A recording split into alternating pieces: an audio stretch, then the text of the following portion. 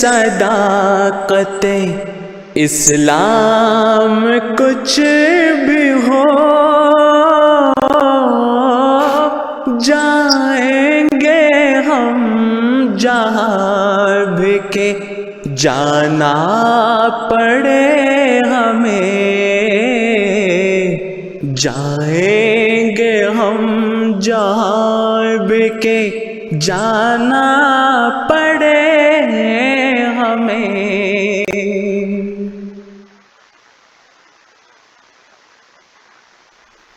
Assalamu alaikum, peace be upon you, and welcome to another live episode of Beacon of Truth. In this program, we discuss a variety of contemporary issues relevant to today's young Muslims. To help analyze these subjects, we get the views and expertise of some guests and the general public. And as this is a live and interactive program, you too can get in touch with any comments or questions via our Twitter handle, which is at beacon_MTA, or via email, the address of which is beacon@mta.tv. In this series so far, we have been analyzing and exploring the questions around the existence and how to develop certainty of God. We have also considered how religion and Islam are still relevant today. But a question that people often raise is, what is the need for religion in the first place? What benefit does it really give us? Humankind has evolved over many millennia, and so has our understanding and attitudes towards one another. But where did the ideas of moral goodness develop from?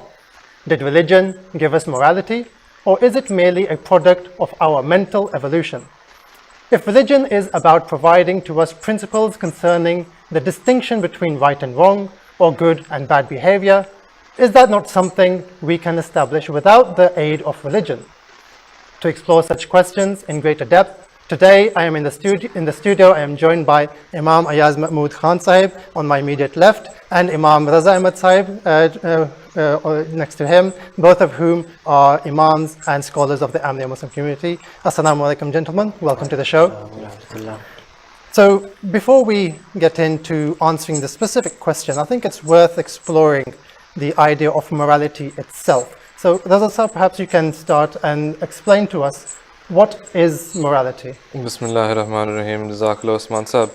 Hazrat Muslim Maud in his book Way of the Seekers, he started this whole chapter and this whole kind of subject with that very point, meaning how do you define khulq? What is khulq? What is morals?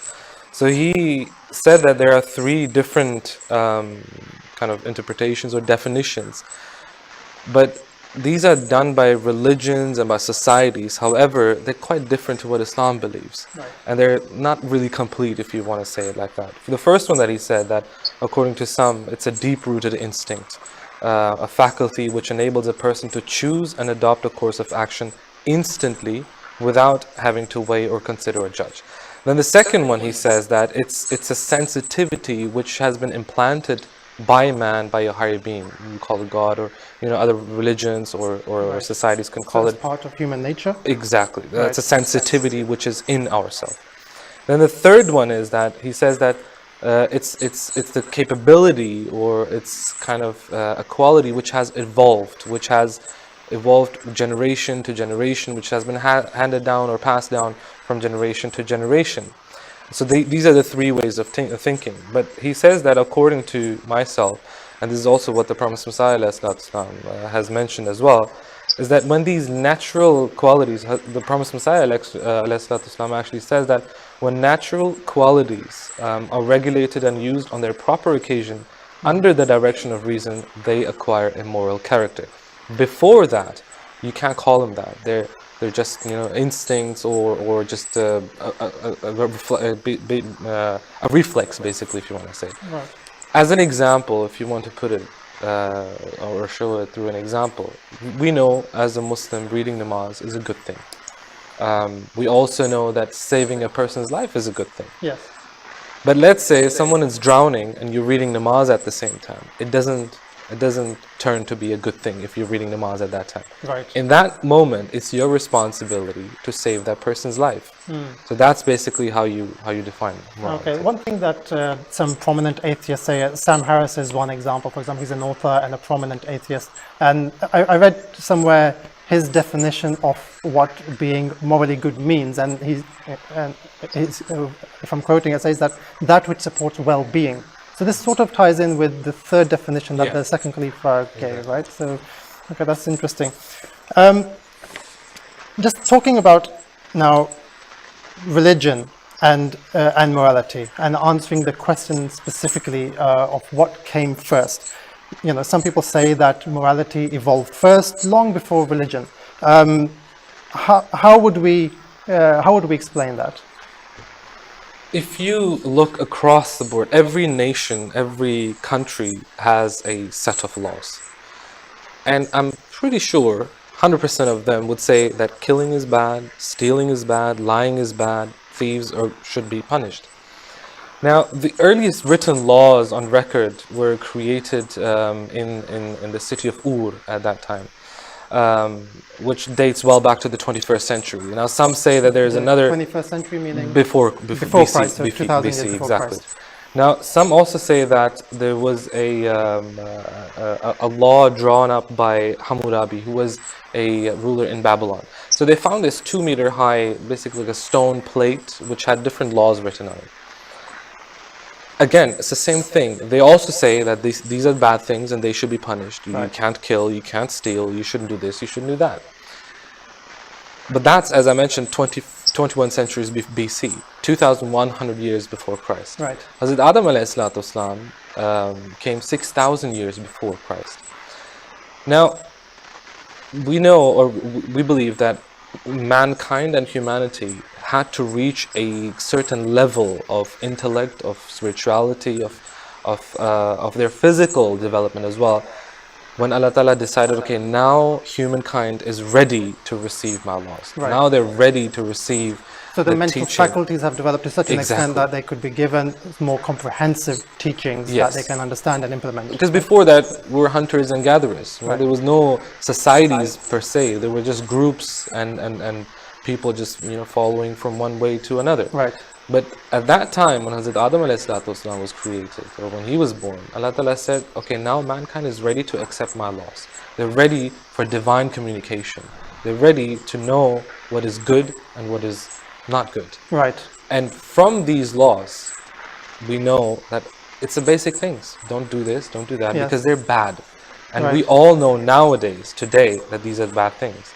And if you look across the board, every nation, the basic, very 10 commandments, you could say, they're all the same. So across the world, there's similar ideas that they permeate all when it comes nations. to the laws, the written laws, the code of conducts. But something that perhaps some atheists and people who believe in a secular ideology may say is that that is something that people have learned generation to generation, similar to the definition that the secular people give. Is that not a fact? What? If that was the case, you would have the same or different developments in different regions, right? Right. We know that, for example, the resources that we have here in Europe, people don't have those in Asia and some other countries and other continents. But this development of what is right and what is wrong, it's across the board. Every nation agrees, okay, this is bad. If you kill a person, this is considered to be a bad thing. Right. Yes, go on, please. The thing is, if what we deem to be morally correct or good behavior, if it was merely the evolution of society and our mental faculties as our ancestors learned, that is the thing that proves that to be wrong is if it was merely evolution and our ancestors learned through their experience that these are the things which are good because they give us benefit and these are the things which are bad because they cause us harm, that fundamentally is flawed. Because you have religious principles which are universal and which, as Raza Sahib was saying, accepted across the board through all the religious ideologies, that these are good deeds. And those good things are actually either they give us no benefit whatsoever or they are to our detriment. Right. And we still do those things.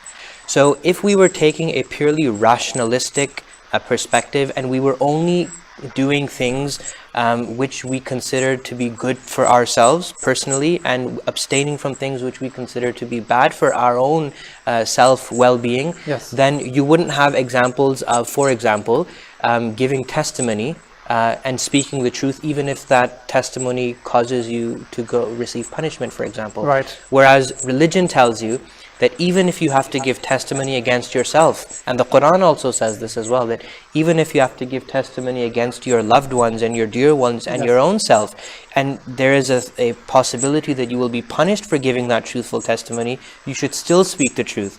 So that demonstrates that this isn't a mere blinded evolution which we have There's a learned over guided, time. There is evolution something there. above and beyond our Right. own mental processes, which is God and religion, which instills those Okay. good qualities in us. I'd like to just bring in one tweet that we've had over the last few days. It's from Adnan Heather. And I think it's an important question that we need to ask is, do we need morality to define religion, or do we need religion to define morality? And this is a question that we often get asked or is posed to people who believe in religion. So how do you respond to that? I think the question about whether we need religion for morality firstly stems from what Raza Sai was mentioning, that all of the good qualities that we act upon today, Yes. whether we are religious people or non-religious people, they stem from religion. And religion was the first institution which taught us that these things are good and these things are bad.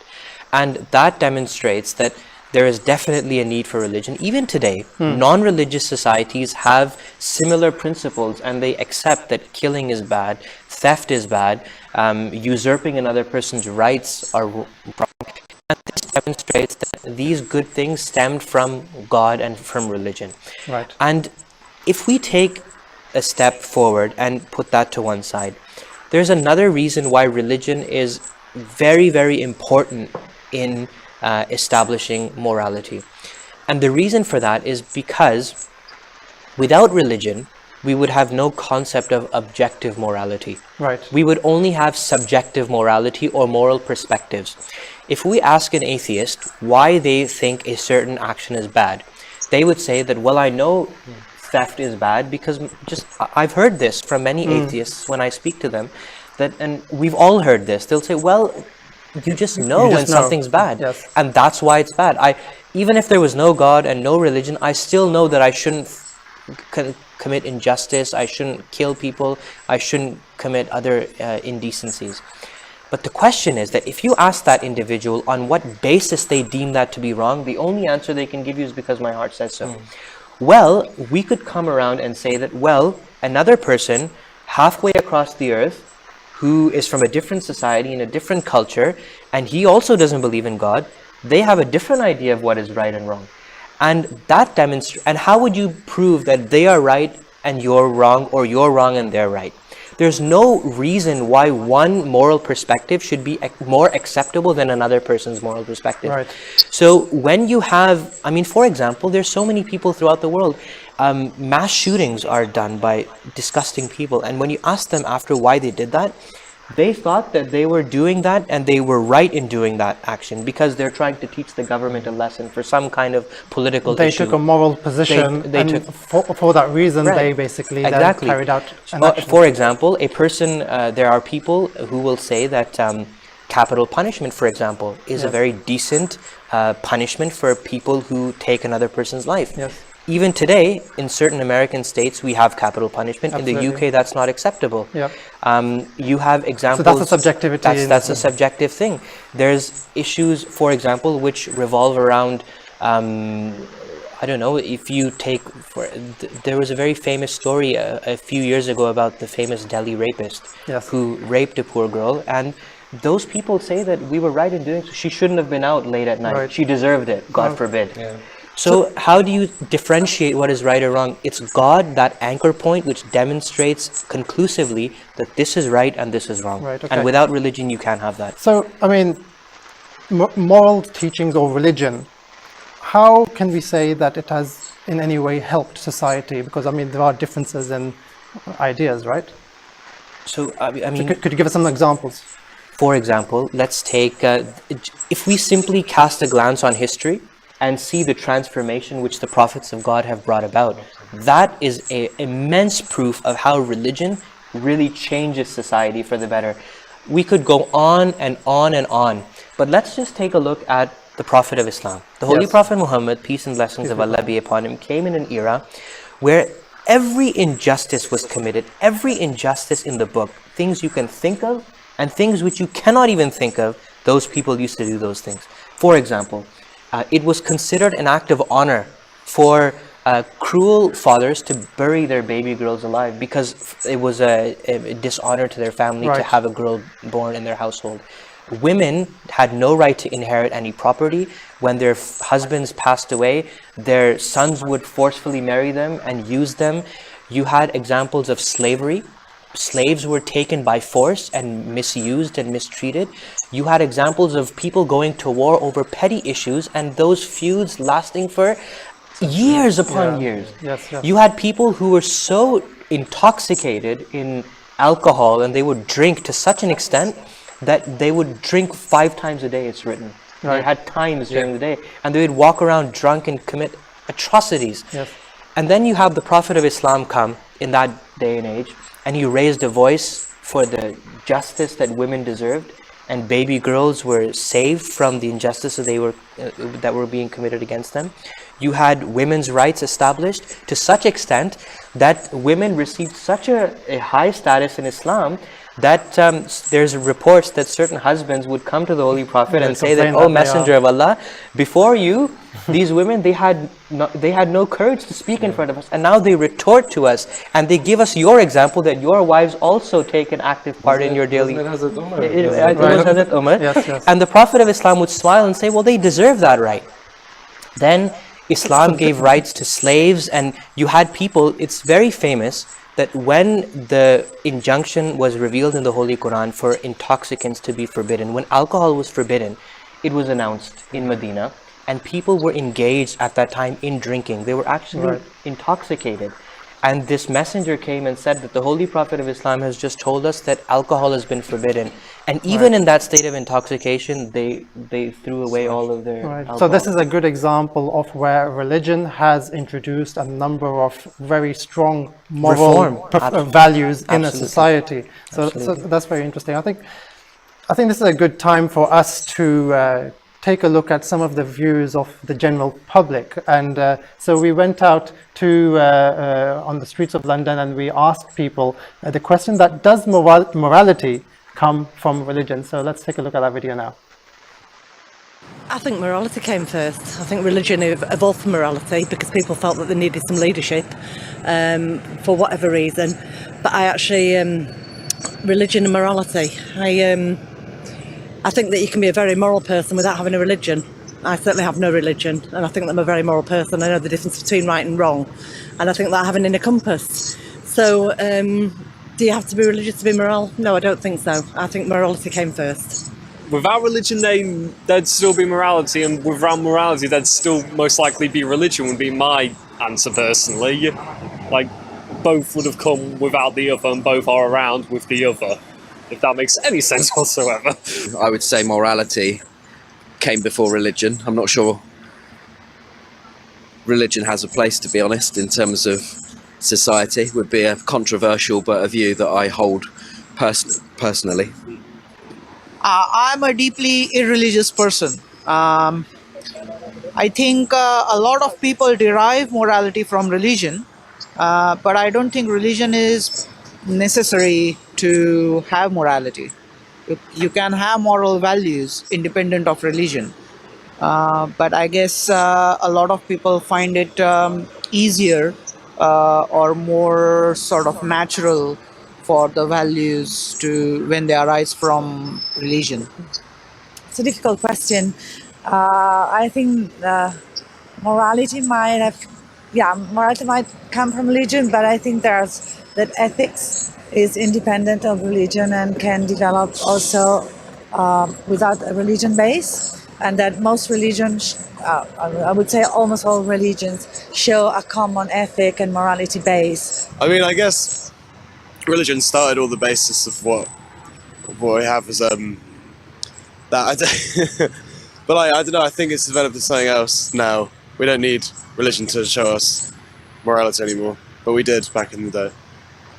It depends on your view of religion, really. It depends what came first. If you believe there's a creative force behind the origins of the universe, then morality must have come from religion.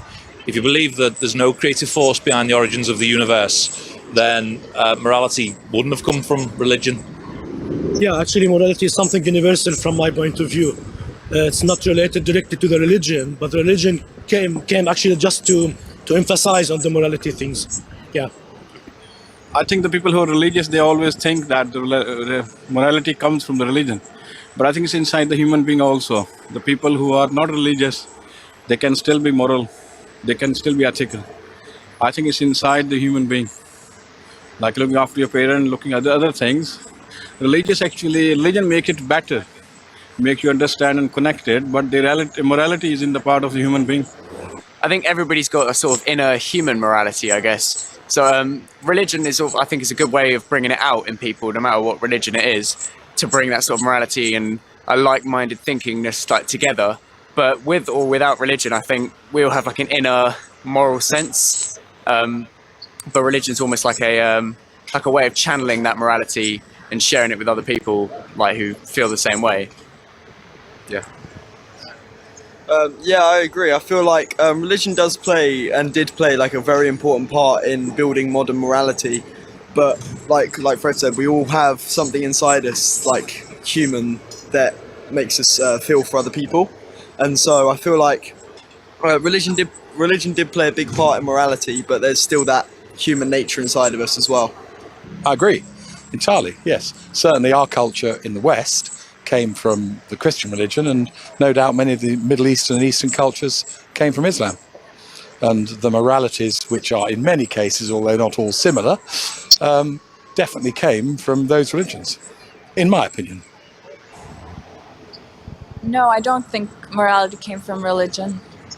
I mean, I don't think I personally want to believe that we need something to be good people or to have morals. I think we should be able to do that without a set of guidelines. I think it would be same. Yeah, I don't think it comes from religion. I think it's comes from us, from the basic, I don't know what you should say, instinct maybe. Yeah, so I don't think it's religion, no. Okay, so very interesting comments there from people, or the public, I should say. So, both can exist without each other. If God exists, then morality came from religion, one person said.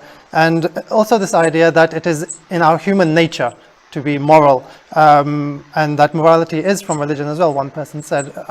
What do you guys think of this? Well, I would agree with, there was only one gentleman that I would agree with, and that was the point that I was making earlier, that if you look at the laws of this country, they're based on Christian values and Christian teachings. And then you go to other countries, for example, Islamic countries, they're based on the religious teachings of that religion. Now, as a Muslim Maud Razila or Hazim Mirza Bashir Ahmed Sahib, in one of his books, he mentioned, that was the point that we were making earlier. If everything is the same, the basic requirements are the same, the basic laws are the same, yes, you can say that, oh, we develop differently. Nowadays, it's not a thing to we're global village, we have everything on our laptops and screens, but go back hundreds and thousands of years. Right. We didn't know what was happening in Norway, we didn't know what was happening in India, but the development was still the same. The values were still the same. Right. Because 124,000 prophets were sent to different nations. They came all with the same message. Okay, so this is right. There's a very commonality of values across the world. Yeah.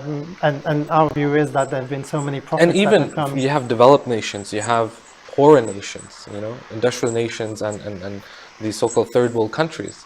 But the moral values, with the exception of one or two, they're still the same. And we have some of that research that we're probably gonna go through that in just a bit as well. Yes. Okay, but overall, if you look at it, it's pretty much the same. Okay. An interesting tweet that we received, and there's two tweets I want to read out. So the first one is from Sheikh Samar Ahmed, who's written in, and he said that it is boasted in the current day and age by many that we don't need religion because we're good people. Is the statement true, is the question he asked, and what role does religion play in shaping our morality? But there's a response to this from someone who, based on his Twitter handle, he's a proud atheist, that's the title of his Twitter handle, and he says that religion does not play a role in shaping morality. It does not, he says. Religion is not required to behave in a civilized fashion. Obey man-made laws, they are the only ones that count. So Ayasa, what do you think of this? Well, Hazrat Khalifatul Masih al-Rabi, the fourth caliph of the Ahmadiyya Muslim community, he explains this very concept and says, well, let's talk about mere man-made laws. There is a defect in mere man-made laws, where religion will take you one step higher and ensure that true morality is established. And how is that? He explains that, for example, man-made legislation will give you a threat of punishment or reward for doing a certain action which it deems to be good or moral or acceptable in society. Yeah. That's fine. But there's something which man-made legislation cannot reach to. And the words of Hazrat Khalifa Rabi are very beautiful. He says that man-made legislation does not reach the root or the breeding ground of sin, which is the secret chambers of the heart, basically. Right. So a person who is following man-made laws or legislation, he will, I mean, we see this all the time. I'm not going to name any names, I'm not going to mention myself, but we all know that certain individuals, quote unquote, they'll be overspeeding, and as soon as there's a yellow camera, they will slow down at the speed camera or at the average camera zone, and then as soon as that zone ends, they speed up again. They'll speed up again. Yes. That's not morality. That's following man-made legislation, but you're only following the law because you're afraid you're going to get a ticket and there's a speed camera. A righteous person, a moral person, will follow the speed limit all throughout the A3, even when there's no speed camera to give him a fine. And that's what Hazrat Khalifa Rabi says. The fourth caliph, may Allah shower mercy upon him, he says that religion gives you this belief in an all-knowing God who watches you every second of your life, even when you are in seclusion. Okay. So even when you have an opportunity to do something wrong and nobody will catch you for that, you will not do that wrong action. Right. And that is true morality. True morality is not doing something when you're afraid that someone's going to punish you for it. So the laws can't really develop morality, and whereas the belief in the existence of a God the morality that man-made legislation establishes is a defective form of morality. You still do good, but the real test comes when you do good when there's no one else to see you. The thing with humanity is, if you think about, these spaceships, they have booster rockets. Right. So they go up to a certain height and then those rockets drop. That was the case with humanity, if you can think of it. Just remember that. I'm not sure if it makes any sense. But because mankind has reached a certain height and those booster rockets, they don't need them anymore. They don't need them anymore.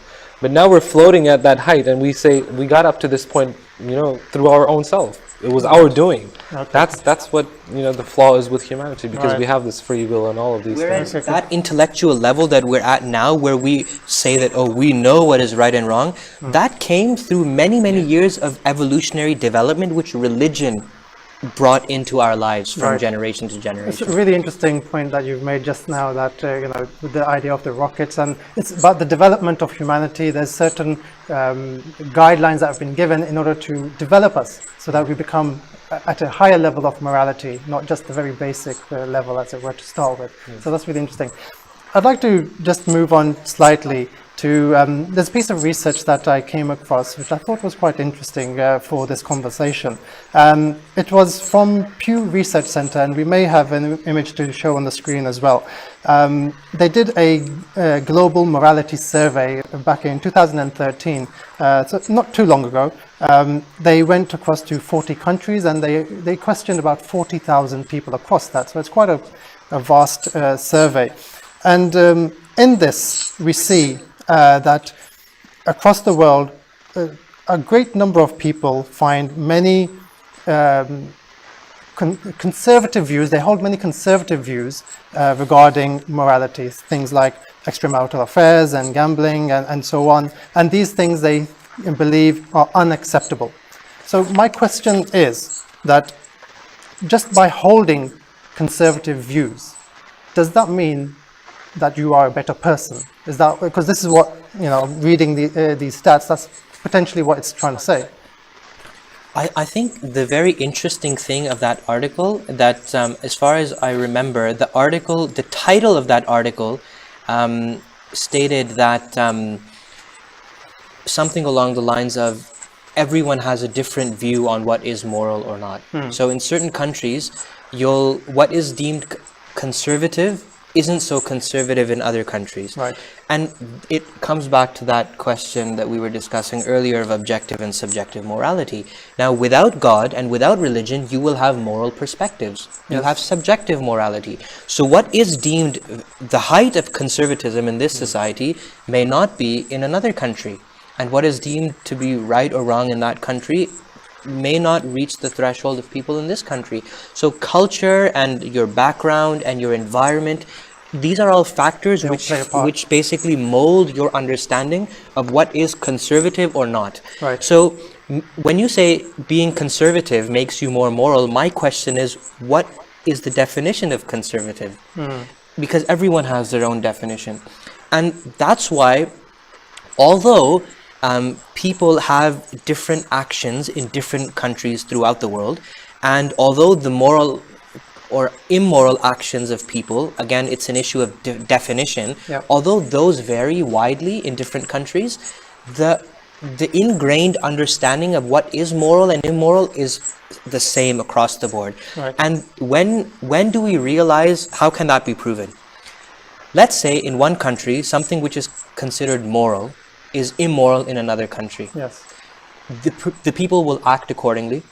But when it comes to them being the victims of that immoral action, then everyone has the same definition of what is moral. So for example, a person who says that it's all right to torture someone to get information for them for national security, quote unquote. The other person, if you ask that person who believes that view, and you say, well, what if you're the one that's on the end that's being tortured? Then their definition will change, and they'll say, well, no, we shouldn't permit that. Right, right. So the thing is, it's subjective. It's subjective, and there's a very humorous, funny story that Hazrat Khalifatul Masih II used to tell about Khalifa Awwal, and he met a thief, and he was speaking to the thief and asking him how he goes about undertaking his robberies, and where does he steal his gold from, and how does he turn that into cash. And he said, well, I take the gold, then I take it to a person who melts the gold, and then I take the gold and I change it and I stash it. And Khalifa Awwal asked him, well, isn't that wrong? And he said, no, it's not wrong. And he said, okay, well, anyway, what if when you're giving the gold to that person to melt, that person takes some of the gold and hides it from you? What would you do? And he was like, well, if I found out, I would take him to task for it. So Khalifa Awwal used to smile and say that even the thief knows that being a thief is wrong, because when it comes to him, then he realizes that this shouldn't be done. Right, okay. Sticking with some of the research from the Pew Research Center, they asked another question as part of the same survey, and the question that they asked was, is belief in God essential to morality? And I think this is another chart we can show. And just down the left-hand side, you can see all these 40-odd countries and split by continent. But generally, the yellow tabs you can see is where they said that they believe it is not necessary to believe in God to be moral, and on the other side is where they believe it is necessary. And there's a very clear distinction there between Europe and the Western nations, where they don't believe that you need to believe in God for morality. So my question, and on the opposite side, in the Middle East and Asia and Africa, they do believe that you need to have a belief in God in order to be moral. So I mean, I want to ask the question that, what is your view on this very question? Is belief in God essential for us to have morality? From a religious point of view, if you ask me as a Muslim, I think it is. Because, again, we're going in circles here a little bit. Yes. I believe and I know that the laws that I live by, the laws of the Holy Quran, which are then found in laws of the countries, are given by God. Secondly, this is always portrayed as a negative thing. If you ask atheists, so why do you do certain things? Oh, because you're afraid of punishment, or because you're selfish and you want the reward. What's so bad about this? I mean, we do all the things in our lives because we want to be rewarded for that. Right. We go to work because we want to get money. We don't go through speeding cameras with 35 because the speed is 30 because we don't want to get fined. What is so wrong about having that belief in God? Right. So I mean, it's a means of encouragement. It is, Right. definitely. Okay. I mean, instead of looking at all the negative things, when it comes to accountability and the concept of heaven and hell, hell is not eternal. I mean, we know that Allah Ta'ala has said that my mercy encompasses everything in the Holy Quran. So the right? punishment that is promised, as it were, is not an eternal punishment. It's basically it's a process of curing yourself. Right. You know, depending on how much evil you've done in your life, you will be, you know, for a limited time in hell. So it's part of the development process of It morality is. as such? Absolutely, but I mean, as Raza Sahib has mentioned, we don't say that all atheists are immoral people, because there's clear examples Yes. of atheists who are very moral. Yes, they do a lot of they good they as do well, good yes. things. They give charity. They tend to the sick. They take care of their parents. That's not we never suggest that they're not moral, but what we say, as Raza Sahib was mentioning, is that there's nothing wrong with believing in God and understanding the fact that we are accountable to an all-knowing being who will call us to account if we do something wrong, even when we are in seclusion and no one else is watching us. In Right. fact, that heightens our level of morality. Because where a pure rationalist, when the time comes for him to make a decision about whether he should do a certain action or give preference to his own soul, chances are that a purely rational individual will give preference to themselves, because quite frankly, the concept of the survival of the fittest is based on that very rational concept where forget everybody else, I need to save myself. Okay. And it's at that point where religion comes and says that even if you have to sacrifice yourself for the greater good or for the benefit of other people, then you should, you do, should do that. that. And that's why religion is There's a a very heightened form. interesting point that you've just made there, which links in with a tweet that we've just received from a Dure, the name is Dure, and they say that one who follows a religion knows morality is a part of their identity through the belief and faith in God, whereas an atheist, for example, would practice morality, but to no higher spiritual benefit. So that sort of ties in with what you were saying. Absolutely. There's another tweet as well that we received earlier this week, I think is an important question to answer, is that does history mention the first person to lay the foundation of a moral society? If so, where did he pick up the idea from, or was it divine guidance? It sort of links in with some of the things we've said We already. spoke about this in the beginning, Hazrat Adam alayhi salatu wasalam, in the Holy Quran, when we read that Allah Ta'ala says that I'm about to place a vicegerent in the earth. Right. And then the angels, they kind of, you know, counter question Allah Ta'ala, and they say, you know, will you place someone in the earth who's going to shed blood and, Right. you know, kill people? This, you know, it's very interesting because that was the state of man before. You know, we didn't know anything else. We would That was their moral hunt. state. That was a moral state, because it was all instincts. It was all, you know, reaction to an action. And then Allah Ta'ala says that I'm going to teach him names. I'm going to do this, and now you're ready to receive or have that communion with Allah Ta'ala. So that was the very basic teachings that was given to Hazrat Adam at to that clothe, to feed, and you know, Right. shelter, and all of these things.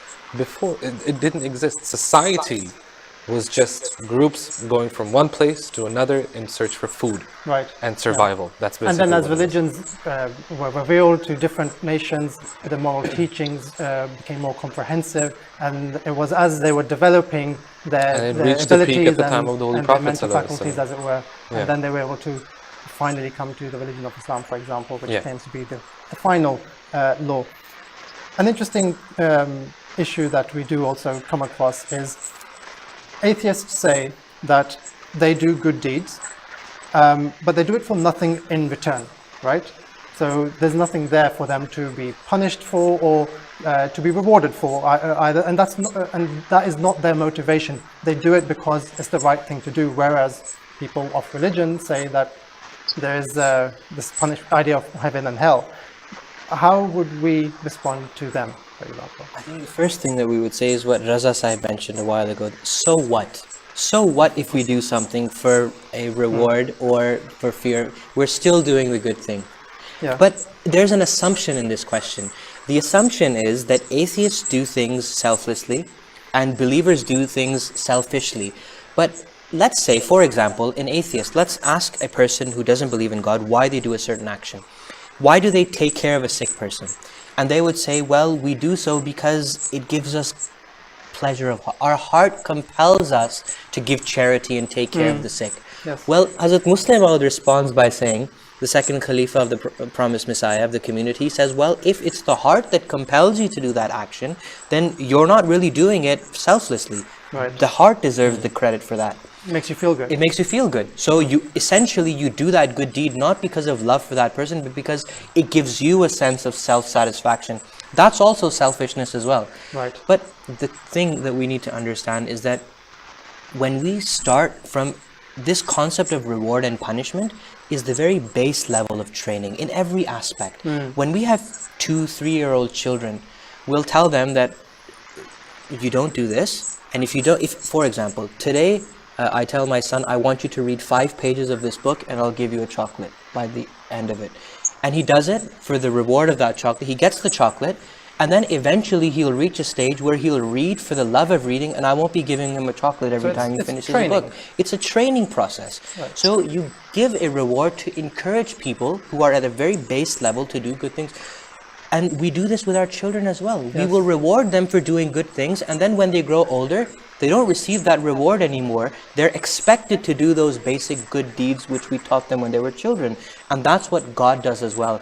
There's a very famous saying of the promised Messiah ﷺ, where he says that I'm here for the service of Islam, and if I were to die and God said to me that I'm going to send you back in the world to convey the message of Islam and the unity of God to the people, but I wouldn't give you any reward, the promised Messiah says I would happily return to the world and die, and then come back, and then die, and then come back for no reward whatsoever, and I would receive the greatest pleasure because I'm doing it for the sake of my Lord. So that is the height of morality, where Muslims, real true Muslims who reach the highest level of morality, they do those good things not because of a greed for paradise, but for love of their Creator. And that is a very selfless thing to do. It also comes back to the same point that we mentioned before. What is your definition of good? Right? We spoke about this. Hitler famously was known to be a vegetarian.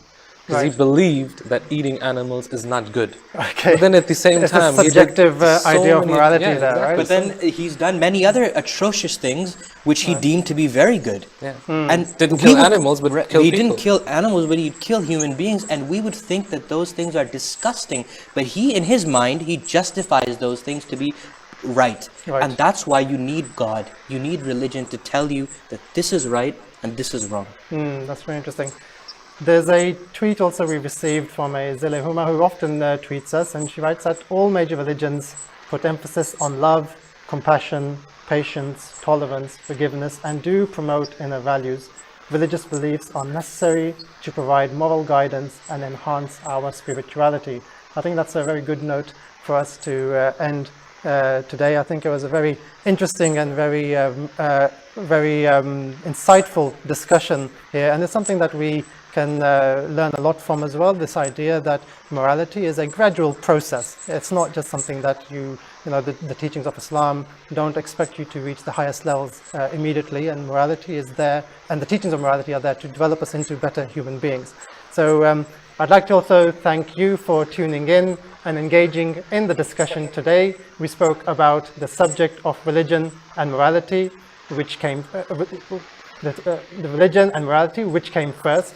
I hope that we explored the questions adequately and that you found the show to be interesting and beneficial. Please keep sending us your comments and feedback on our Twitter handle, which is @beacon_MTA, or email us on our email address beacon@mta.tv. Join us again next week at the same time on Beacon of Truth. Assalamu alaikum, peace be upon you. लाएंगे सदाकतें इस्लाम कुछ भी हो, जाएंगे हम जहाँ भी के जाना पड़े हमें, जाएंगे हम जहाँ भी के जाना